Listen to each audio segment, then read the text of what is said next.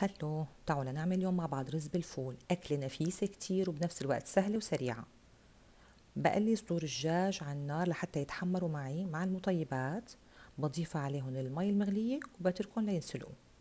بطنجرة تانية على مي مغلية ومعلقة سكر بسقط الفول الفروزن وبتركه لحتى يستوي معي. بقلي اللحمة الناعمة، بضيف عليها البصلة مع البهارات لحتى ينكتب تحت البوست، وبقلبهم كتير منيح.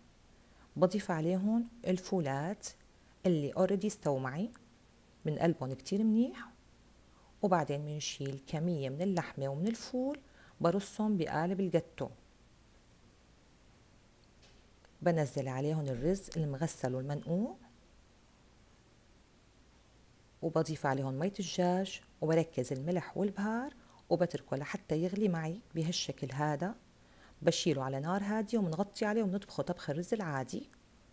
وبعدين بنهديه لأنه الرز إذا تهدى للملوك بيتودى.